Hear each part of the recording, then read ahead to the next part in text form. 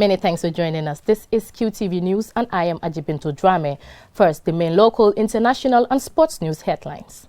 The Ministry of Health issues important new guidelines around COVID-19, testing and quarantine and isolation. The security forces say they are happy with public compliance as they observe the fifth night of the 21-day curfew.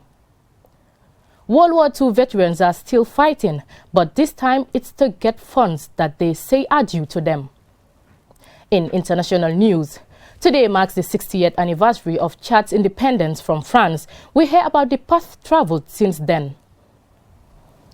Russia surprises the world by saying it has produced a usable COVID-19 vaccine, which President Putin says even his daughter has been inoculated with.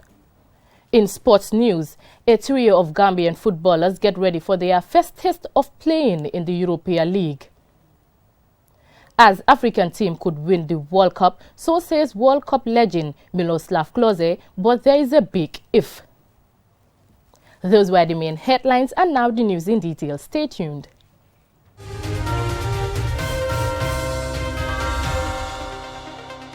In local news, the Ministry of Health has published a 15-page document containing COVID-19 testing, quarantine and isolation guidelines, setting new measures of the Gambia's response to COVID-19. The new guidelines, due to the limited capacity of our healthcare system, will see COVID-19 patients with mild or no symptoms or with no underlying health conditions to be placed in home isolation and care for in-home isolation. Momodulami Choi has more. The Ministry of Health has come up with new response measures in tackling COVID-19 in the wake of fast-spreading community transmission of the virus. With well over 1,000 active cases, more people in quarantine facilities, the demand for healthcare services has increased. But the capacity of our health system is limited and unable to meet the WHO recommendation on isolation of suspected or laboratory-confirmed COVID-19 cases. For example, it is a World Health Organization's recommendation that suspected or confirmed cases of COVID-19 infection be isolated and monitored in a hospital setting to ensure both safety and quality of health care in case patient symptoms worsen and public health security. However, the Ministry of Health is taking an alternative approach based on our realities. Patients with mild or no symptoms as well as no underlying chronic conditions may be placed under home isolation if the home environment is safe and will not expose family members or people living with the patient at risk. The guidelines also observe the WHO recommended discharge criteria for all COVID-19 confirmed cases, regardless of isolation location or disease severity. A patient with symptoms for 2 days could be discharged from isolation after 10 days, plus at least 3 days since his or her symptoms first emerged. For a patient with symptoms for 14 days, he or she could be discharged from isolation after 14 days, plus at least 3 days from the date when his or her symptoms emerged. And for a patient with symptoms for 30 days, the patient can be discharged 30 days, plus 3 days after his or her symptoms first emerged. The condition of their discharge is that they all must be without fever and respiratory symptom problems. COVID-19 patients without any symptoms will now spend 10 days in home isolation after their positive test result for the virus. No laboratory test is required for discharge of patients. There is also changes in quarantine measures for travelers coming into the country.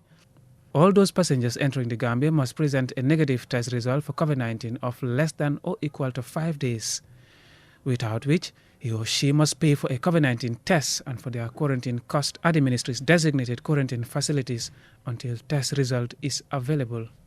If a traveler into the country tested positive, he or she will isolate at home if the environment is suitable, and if not, he or she will isolate at the quarantine facilities under the supervision of healthcare workers, but at their own expense. Meanwhile, if a passenger's test result is negative, he or she is allowed to home quarantine for 14 days, and all deaths due to unknown causes will be tested before burial. These are serious times with strict measures emerging, and authorities are seeking to bring solutions, factoring in the condition of our health system.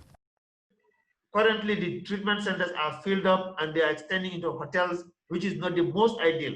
Managing patients in a hotel is very difficult.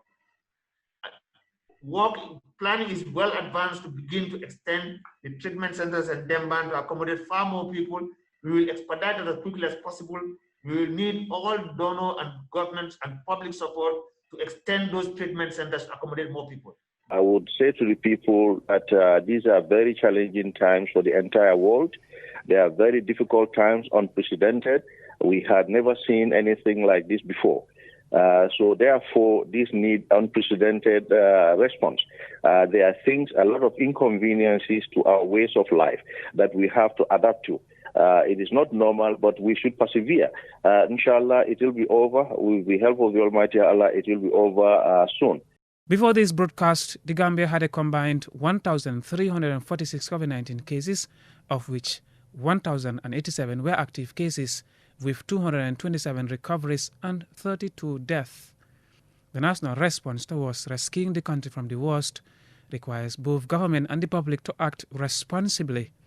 Failure to do so will result in an inevitable national disaster. Mahmoud Lamin Choi, Qtv News.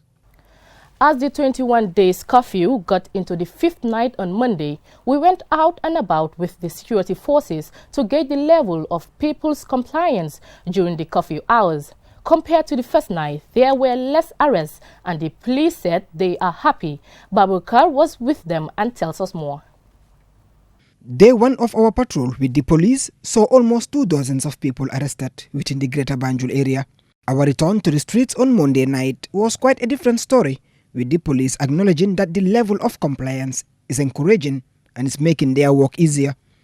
Notwithstanding, there were still a few arrests made at different locations, and those arrested were taken to whichever was the nearest police station. Within your jurisdiction, you have arrested an individual, and then we want to bring him to the station here for further police actions. There are different security forces patrolling the country at night, ranging from the PIU, Army and the anti-crime unit, dividing into groups heading to different directions.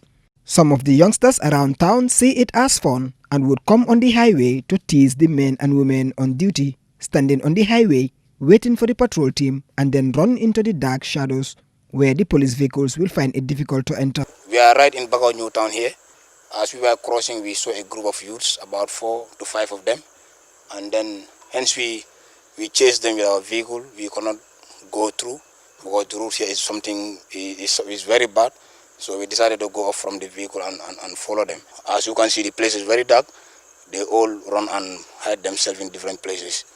After patrolling from 10 p.m. to 3 a.m., we stopped and had a chat with ASP Ture at the roundabout at Bursubi. I believe as of now you can see how lonely the place is. You can only hear, the dog barking, We are making here somehow a stop, to see whether we'll be seeing, any vehicles which are flying over the route. Because we feel like that here is a key junction. If you want to go to any area, most of the time you pass through here. Vehicles coming from Birkama, those coming from Tanje and Senegambia, likewise Serekunda. And so that's why this junction is one of the key. If you arrive here, you don't see any movement, knows that, movements have already gone down. Yeah, really, as I just said initially, for sure I'm saying that people are really complying. Yeah, I'll once again say that about 95% of the population are complying with this, curfew time. They respected it. But still now with the security, we are still doubling our efforts. The curfew lasting for 21 days will see the same operational methods continuing every night, and the security service are determined to ensure it all goes smoothly. Babu Karsi, Qtv News. The World War II Veterans Association was launched a year ago to help bring the families of the war veterans together. According to officials, there are funds available from the United Kingdom to support surviving veterans and widows of deceased veterans. Ibrahim Abalde has the rest of this story, and he now reports. According to members of this association, they are not benefiting from these funds, which according to the British government source, there are £11.8 million committed to help veterans. However, members of the association say these funds are not reaching their members or many of the intended beneficiaries here in the Gambia. Babunjai, the chairman of this association, alleges that people who are not even closely related to the veterans are the ones benefiting from this fund, instead of the veteran or the widows. He also pointed fingers at one Pafal, who they said is not complying with them for easy running of the process. He could not tell us much because we even asked him, where is your office? He said that they don't have an office. There was a time they were having an office at the CDS office at the Army headquarters in Banjul. But during the impasse 2016, that is the time they left there. So he even told us that he is working with one white lady, and this white lady is living in Brusubi. But this white lady does not entertain people to go and see her rather. So we told him, the work you are doing, I think you are doing it for the veterans. And if these veterans does not have access to you people, how can you help them? We asked him even the documents they have, how do they document their processes? But what he told us, they don't have an office and their records are not up to date. He further said there is monopoly in the whole process and this is what they want to stop.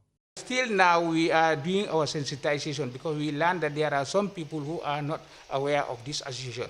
But so far we have 200 people across the country and we have series of meetings. We used to have general meetings and then we call people and see how best we can help them. Even in our last meeting, most of the widows came, and when they came, they cried about these fouls because we learned that some were paid, but some were not even paid. The chairman called on all the authorities to come to their help and sort this matter out as soon as possible. Alpha Usman Jallo, the association's public relations officer, expressed similar sentiments. We have learned that over the years, in fact, the British government had committed almost about 11.8 million pounds for a fund, which is to support World War II veteran family and their families, especially the veterans and their widows.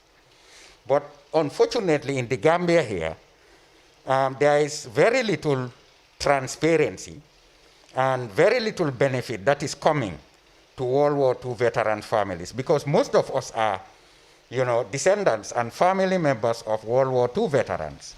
And some of them are alive. Some of these veterans are alive, and their widows are also alive. But they have never benefited. According to the PRO, there are even veterans in the Gambia that doesn't even know about these funds, and they have never benefited because there is no transparency in the whole process. Institution that can explain this is the British embassy here, whoever is representing the Commonwealth, World War Veterans Fund, which is, I suppose, the Royal Commonwealth Ex-Service League. They have a representative in the Gambia who is working closely with the Gambia Legion. And the Gambia Legion comprises of a committee. We understand one Pafal of Bakau. Aisatu Gelajo, a widow and a member of the association, according to her, they have made a lot of follow-ups to see how these funds were shared, but to no avail. She said on several occasions, Pafal visited her with a white lady and they made her sign a document, but she still received no money. When QTV contacted Pafal on phone to say all these allegations were made about his conduct, he said all those who feel they are entitled should provide evidence that they are related to the said veterans, and he claimed most of them did not understand the whole process. As the 75th anniversary of VJ Day, Victory in Japan Day, is commemorated this Saturday, it is sad that men who fought in that war are still having a different fight on their hands. Ibrahim Abalde, QTV News. We will go for a short commercial break, and when we come back, the news continues with international and sports news. Do stay tuned.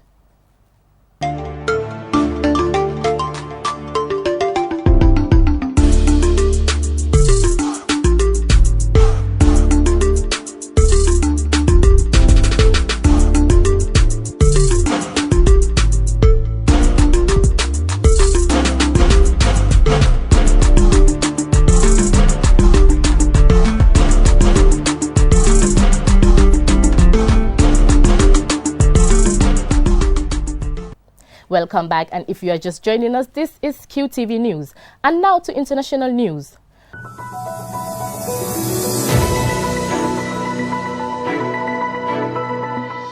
Today, the 11th of August, is the 60th independence anniversary of the Republic of Chad.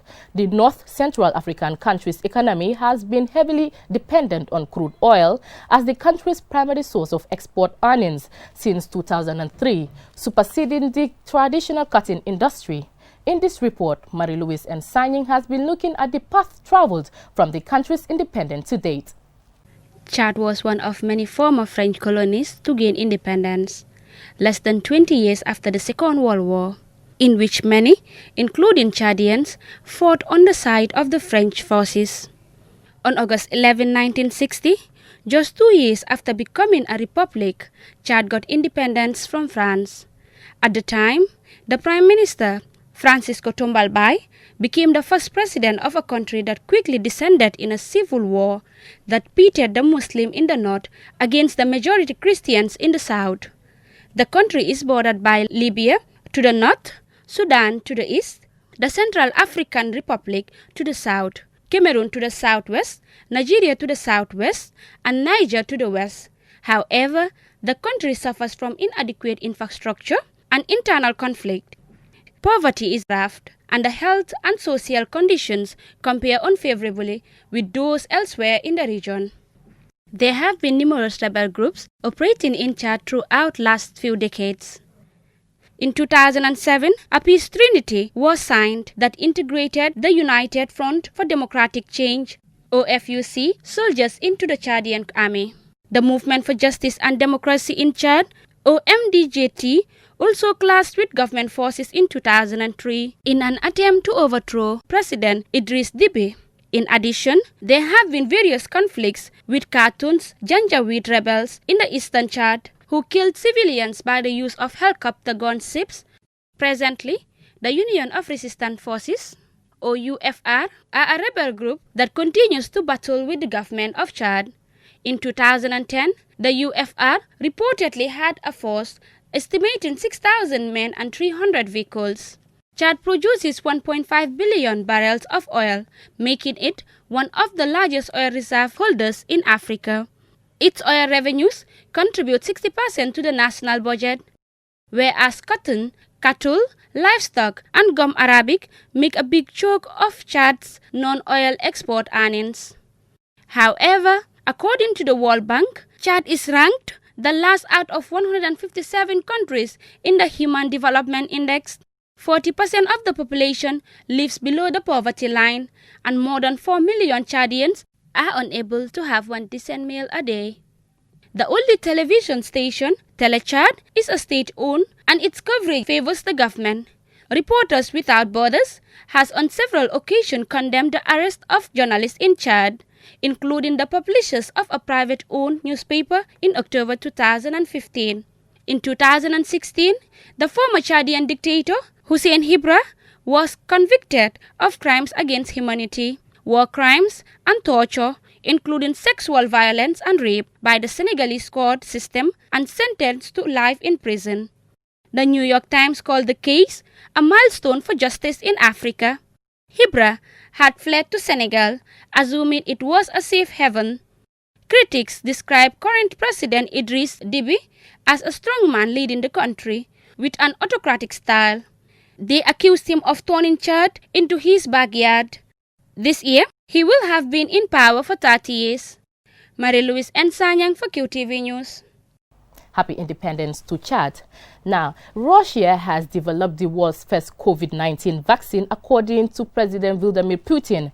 In a televised video conference call with his government ministers, he said the country's health regulator had proved a coronavirus vaccine for widespread use, and his own daughter is among those already inoculated.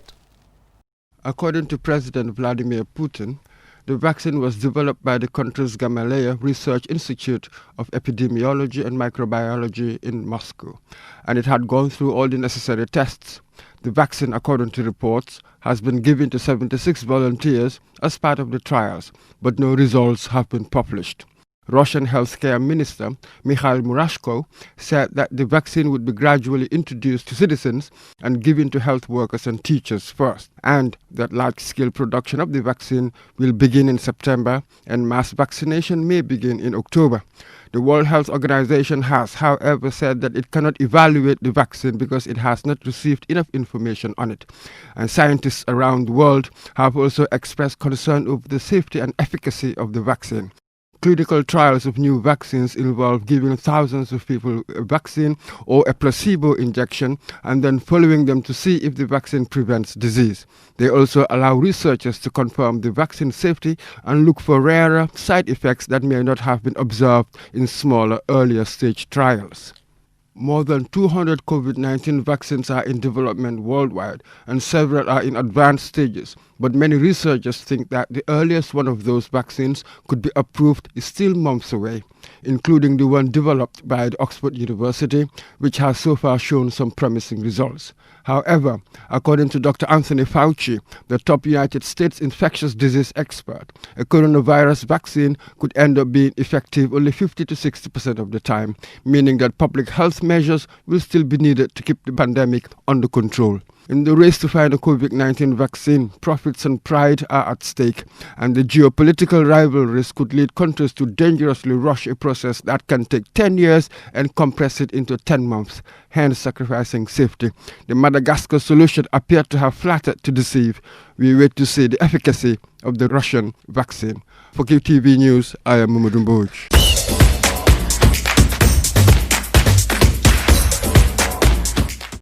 And now to some interesting sports news. 3 Gambian players have learned the fate of their clubs in the Europa League for next season. The players Dembo Dabo, Seyni Njai and Mohamed Sane will be involved in first-round qualifiers with their respective clubs for the first time in their football careers on August 27th. More in this report. The trio and their clubs knew their opponents following Monday's draw. For the 3 players, this will be a novel experience of taking part in European competition, and all 3 looking forward to it. Speaking to Buba Jallo Falaboy in an interview after the draw, they expressed optimism and readiness to embark in a historic journey that every player dreams of. Dembo Dabo, a former Real de Banjul player who played 23 games, scoring 2 goals for North Macedonian-based KF Skopje, said it will be a great opportunity to play in the Europa League so that I can show the world what I can do, and inshallah, my dreams will come true through the qualifiers. Mohamed Sane, with pride in Estonia, also praised Allah and saying, "This is a dream come true for me to get the chance to play in the Europa League qualification. It's a joy that I can't describe. To help the team reach the first ever Europa League qualifiers is great." The former Serekunda United and Real de Banjul player who played 10 games for his club said his target is to help the team get to the group stages. "It's a good opportunity for me and the teammates to show our talent against top European teams." 19-year-old Seyni Njai played 4 games for FC DAC 1904, Dunajska Streda in Slovakia in the 2019-2020 season. In an interview after the draw, the youngster said, "It's a great thing for me and my footballing career." The Europa League first round of qualifying matches will be played on 27th August 2020, with the winners qualifying to the UEFA Europa League second round qualifiers. The final will be played at the Stadio Energodansk in Poland. The stadium was originally appointed to host the 2020 UEFA Europa League final, but this was moved due to the COVID-19 pandemic. The winners of the 2020-2021 UEFA Europa League will automatically qualify for the 2021-2022 UEFA Champions League group stage and also earn the right to play against the winners of the 2020-2021 UEFA Champions League in the 2021 UEFA Super Cup. Babukar C, Qtv News. Legendary German striker Miroslav Klose says an African country will win the FIFA World Cup if the continent has more slots like their European counterparts. As a continent, Africa is allocated 5 out of the 32 slots, while World Cup powerhouses Europe and South America have 13 and 5 slots respectively. More in this report. The best performance for an African team at the World Cup is to reach the quarterfinals, which has only been achieved by Cameroon in 1990, Senegal in 2002 and Ghana in 2010. Klose, who was the top scorer in 2014 World Cup, Brazil, and is the all-time leading goal scorer for the World Cup finals, said the 5 slots allocated to Africa limits the continent's chances of winning the World Cup. There is no way Africa can win the World Cup unless FIFA brings balance to the number of teams that qualifies to the World Cup. The former Bayern Munich striker and now assistant head coach said, "For now, it is advantage to Europe and South America. The slots for African teams is very bad. Only 5 teams from a continent of 54 countries in a World Cup."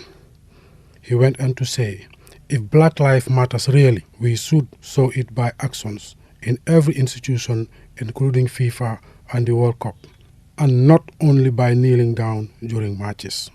We need to balance everything. No one must be considered superior than the other. Despite all the talent Africa have, it would be absolutely impossible to go all the way to reach the World Cup final with only 5 slots in the tournament," Klose added. While Klose's words are encouraging, there are some people who argue it should be about quality and not quantity. South America, which also has only 5 slots, have nonetheless provided 3 countries that won the World Cup more than once: Brazil 5 times and Argentina and Uruguay, who have won it twice each. Alhaji Ahmad Cham, Qtv News. Before we end this bulletin, let's take a quick look at our main stories. The Ministry of Health issues important new guidelines around COVID-19 testing, quarantine and isolation. The security forces say they are happy with public compliance as they observe the 5th night of the 21-day curfew. World War II veterans are still fighting, but this time it's to get funds that they say are due to them. In international news, today marks the 60th anniversary of Chad's independence from France. We heard about the path traveled since then. Russia surprises the world by saying it has produced a usable COVID-19 vaccine, which President Putin says even his daughter has been inoculated with. In sports news, a trio of Gambian footballers get ready for their first test of playing in the European League. An African team could win the World Cup, so says World Cup legend Miroslav Klose, but there is a big if. That's all we have for you in this bulletin of the news. Join us tomorrow for another bulletin. Thanks for watching.